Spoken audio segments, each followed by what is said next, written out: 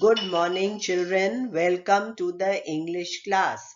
Today we continue with life, but today we have the activity section, and I'm confident you all are going to have a lot of fun.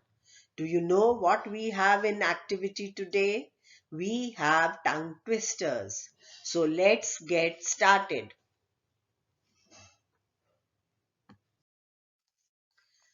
What are tongue twisters? Tongue twisters are words, phrases, or even short poems made up of continuous rhyming words. They have rhyming words, they have words with the same sound repeated again and again. So it is a lot of fun to say the tongue twisters and to say them fast. It is not difficult to say them aloud slowly. But the real fun in tongue twisters is speaking them correctly and fast. Now, when you start speaking the tongue twisters, with speed or fast, then you make a lot of errors. And if you say them slowly, then you are correct, but you are very slow. So the fun is in speaking the tongue twisters fast and correctly. And if you are able to do both, then you are really good at it. You have to try saying the tongue twisters aloud and fast without getting them wrong. And this is the most difficult thing to do, but not impossible. If you practice, you are going to be able to do it really fast and correctly. A tongue twister can be used as a type of spoken word game. You play a lot of games, word games also. Now, this can be taken as a type of spoken word game. Many children can participate in it, and the one who is able to say the tongue twister really fast is the winner. They can be used as exercises to improve pronunciation and fluency. You improve your pronunciation and fluency. Some tongue twisters produce results that are humorous when they are mispronounced. Now, if you mispronounce a word in a tongue twister, the result it produces is sometimes really very funny, and people have a lot of fun, while others simply rely on the confusion and mistakes of the speaker for their amusement value. And they are entertaining. People who are listening to the tongue twisters have a lot of fun. They can have a lot of fun when you are not able to pronounce the words correctly and when there are mistakes of the speaker, and these mistakes also add to the amusement value. Now let us take two tongue twisters which are given in our book on page number 78. So all of you please take out your real English book and open on page number 78. Let us read the first tongue twister which is given in our book slowly first. Peter Piper picked a peck of pickled peppers. Did Peter Piper pick a peck of pickled peppers? If Peter Piper picked a peck of pickled peppers, where's the peck of pickled peppers Peter Piper picked? Now, in reading this at medium speed, I made three mistakes. And if you go faster, you are surely going to make more mistakes. But then you have to try to read it as fast as you can. And the more you practice, the better you become. So in your free time, please practice this, and then you can have a competition. You can call your sister, brother, your parents, grandparents, and each one can try to speak this fast. Now the second tongue twister. How much wood would a woodchuck chuck If a woodchuck could chuck wood, he would, as much as he could, and chuck as much as a woodchuck would if a woodchuck could chuck wood. Now, this is the second tongue twister which is given in our book. I read it very slowly and so I could read it correctly, but then you have to go on increasing your speed. And when you become faster and faster, you are going to make more and more mistakes.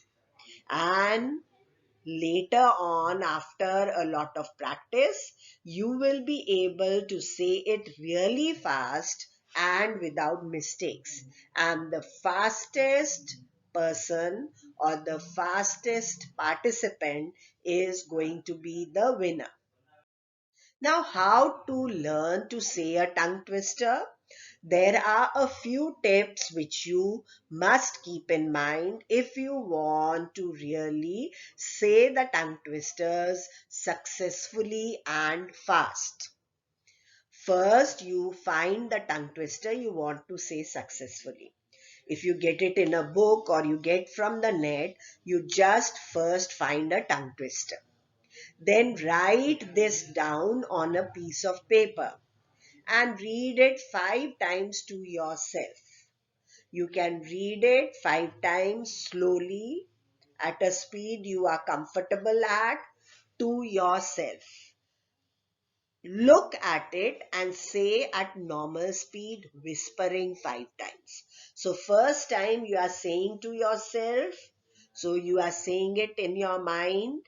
Then look at it again and say at normal speed, but not loudly, just whispering. Whispering means just you should be able to hear yourself saying it.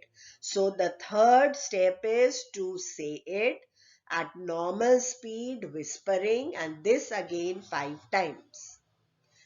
Then read it out loud very slowly 5 times. First, you say it to yourself, then you say at normal speed but in whispers, then you say it loudly but very slowly again 5 times. Do this again without looking at the paper. Now, after this, you have to say it loudly and slowly, but without looking at the paper. Before this, you were looking at the paper and saying the tongue twister. Now say each word separately 5 times. Now when I'm looking, you look in your books. Peter Piper picked a peck of pickled peppers. I have said it loudly but slowly. I have to do this 5 times. And then I have to do this without looking at the paper. That means I should have memorized it by now. And then I have to say each word separately 5 times. I have to pause after each word and say it. Peter Piper picked a peck of pickled peppers. You have to do it for the whole tongue twister. Say each section if any of the tongue twister 5 times. If there are different sections, then you have to say each section separately. Say the tongue twister 5 times, putting pauses in between words. Now you have to see where you want to pause. So you say the tongue twister 5 times and pause between the words, or give a short gap between words while speaking. Now close your eyes, focus and say it once. After this, you have to close your eyes so that you don't get distracted. Focus on your tongue twister and say it once. Fast. And the last thing is you have to first test yourself before you say it before others. So say it 5 times alone in a room or in front of a mirror, and you have to say it really fast. After doing this, you are going to become a champion in saying the tongue twisters. So please follow these steps if you want to say the tongue twister fast and correctly. Now I have some interesting facts for you. The hardest tongue twister. There are different people who find different tongue twisters the hardest or the most difficult. But I will take a tongue twister which, according to the Guinness Book of World Records.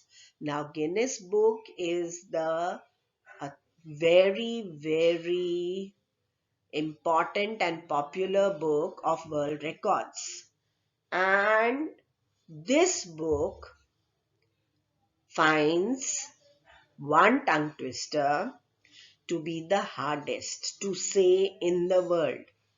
According to the Guinness Book of World Records, this is the hardest tongue twister to say in the world.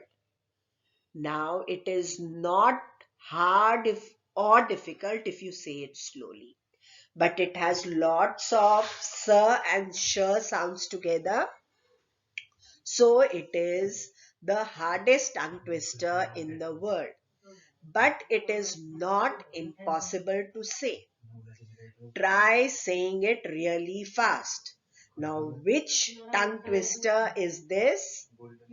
The sixth sick shakes, sixth sheep's sick. I'll repeat it. The sixth sick shakes, sixth sheep's sick. Now, where you have to say the s sound, you are going to say sh, and instead of sh, you may use the s sound. Then you are wrong. You should be able to say it correctly and to say it really fast. And the world record says, or the Guinness World Record says, that this is the most difficult tongue twister in the world to say. Now, some easy tongue twisters. These tongue twisters are considered to be easy. So you could start with easy tongue twisters and then go to the harder ones or more difficult ones. Ice cream, you scream for ice cream. Peter Piper picked a peck of pickled peppers. Then Betty Botter bought some butter. Susie Shine, Woodchuck, which is already there in our book. How much wood would a woodchuck chuck? Doctor, doctor, thought a thought, fuzzy wuzzy. If you are interested in tongue twisters, and I would suggest and advise you to be interested in tongue twisters because it is good for your pronunciation and words and vocabulary, as well as you have fun. So, tongue twisters are learning with fun. And in your free time, you should look for tongue twisters and try to say them very fast. Now, there are some very interesting stories behind some of the popular tongue twisters. Many, many stories are there. Now, the first one, which is very popular since many, many years, even your mother, grandmother may have done it. She sells seashells on the seashore. Now, this popular tongue twister has a story behind it. And what is this story? Do you want to listen to this story? I'll tell you. She sells seashells on the seashore was inspired by a woman called Mary Anning. Now, this woman lived in Dorset. Dorset is the name of a place. and collected shells and fossils from the beach. And after collecting shells and fossils from the beach, she used to sell these to make a living. And she knew so much about the shells and the fossils which she collected that she could identify the various species and tell you what kind of shell or fossil it was. So someone looked at Mary Anning, was inspired to write a tongue twister, which became an all time favorite. Now let us say this tongue twister once again. She sells seashells on the seashore. Faster, she sells seashells on the seashore. She sells seashells on the seashore. She sells seashells on the seashore. And you should be much, much faster than this. So please try and remember the story behind it. Now, another very, very popular tongue twister is Betty Botter. Betty Botter is a tongue twister written by Caroline Wells. It was originally titled, that is, when it was written, the title was The Butter Betty Bought. Later, it was changed to Betty Botter's Batter. By the middle of the 20th century, it had become part of the Mother Goose collection of nursery rhymes.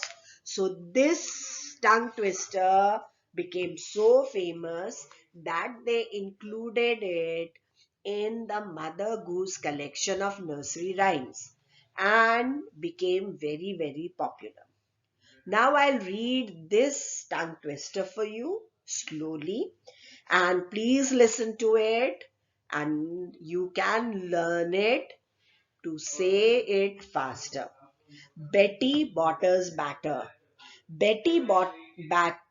I'll start again. I made a mistake right in the beginning, and this could happen to you as well. Betty Botter's batter.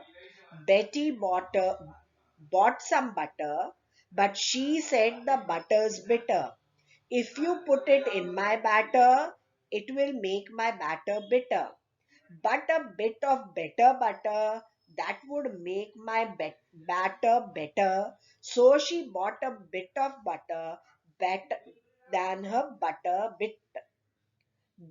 I'll repeat this. So she bought a bit of butter better than her bitter butter, and she put it in her batter, and the batter was not bitter, so it was better. Betty bought a bit of better butter.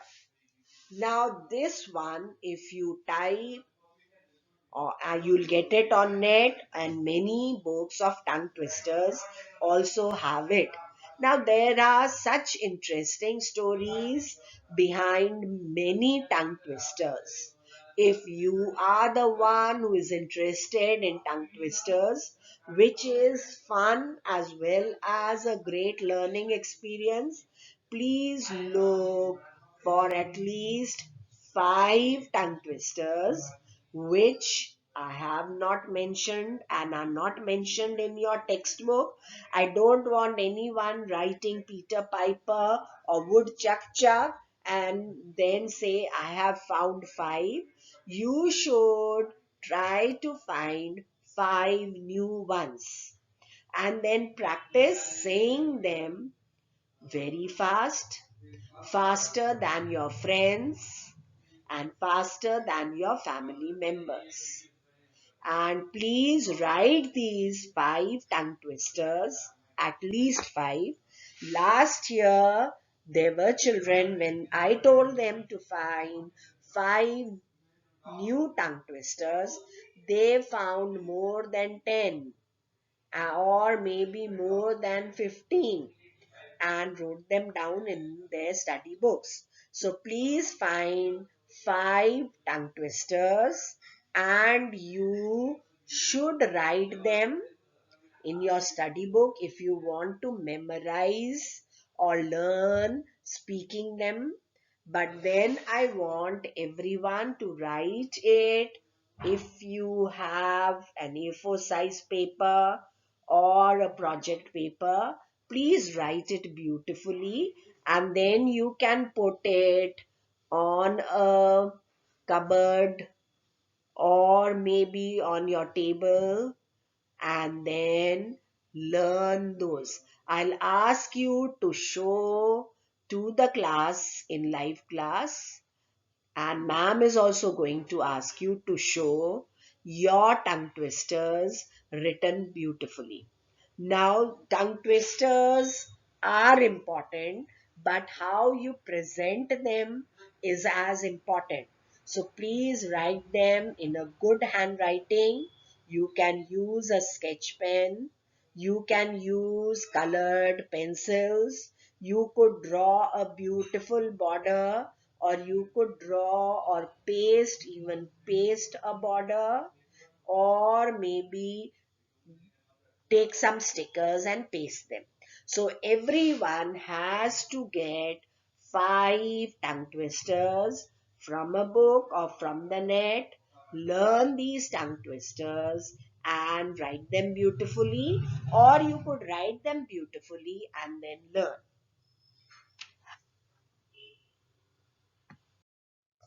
Now, the last activity in our book on page 78 is a discussion. And what you have to discuss is, what is freedom? Now, freedom for different people means different things. So first you have to think what is freedom. Then the second one, which is connected to the first question, do you think freedom and responsibility should go hand in hand? And the last thing they have is discuss in small groups. Now we can't discuss in small groups. We are not in school.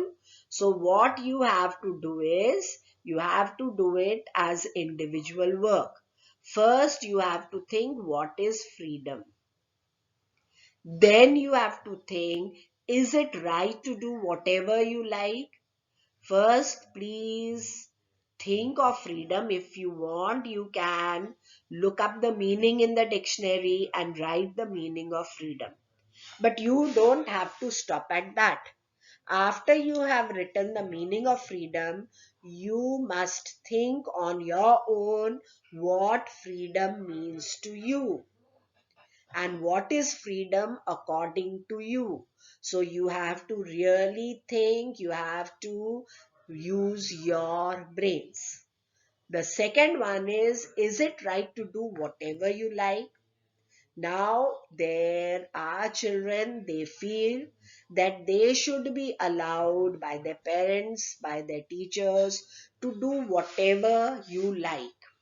But then there are others who think that there are limitations. You cannot do everything you like.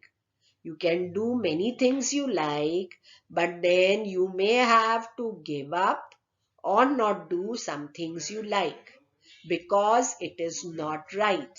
So please think about it, and if you can give examples, very good. Then the last one, do you think freedom and responsibility should go hand in hand? That means freedom and responsibility should go together. If you say yes, then why? You have to give reasons. If you say no, then again you have to give reasons.